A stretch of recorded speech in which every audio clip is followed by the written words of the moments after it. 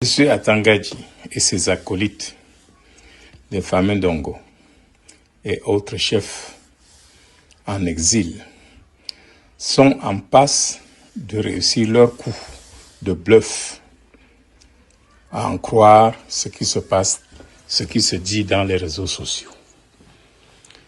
Ils ont voulu, dans leur mise en scène, utiliser comme acteurs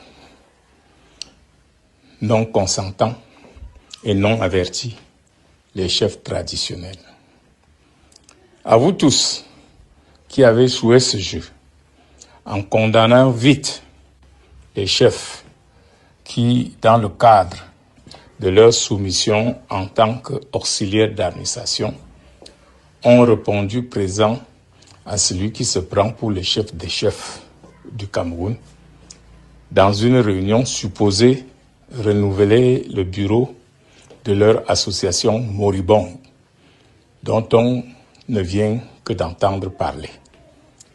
Ils ont donc utilisé les fiches de présence pour concocter, comme à l'habitude, une lettre supposée écrite par ces honorables chefs à l'attention de notre grand-père qu'ils souhaiteraient voir continuer à régner par procuration à la tête de notre pays. Il se dit dans la presse et entretenu par le RDPC et ceux qui veulent bien se servir de cette situation, que les chefs ont reçu chacun 7 millions. Ils étaient à peu près 752, multipliés par 7 millions, pour vous rendre compte de la somme astronomique qu'on leur aurait distribuée.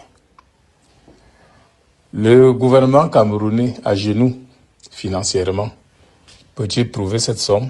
Ah non. Ils peuvent. On peut demander à ceux qui ont enterré le budget du Cameroun dans des tombes d'aller les ouvrir pour les besoins de la cause.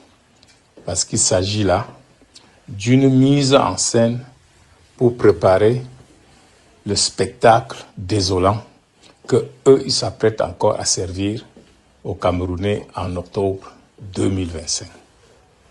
Non, de sources sûres et bien vérifiées, les chefs ont reçu, en dehors de la nourriture qu'on leur a donnée comme s'ils n'avaient rien à manger chez eux, 300 000 francs chacun comme frais de carburant.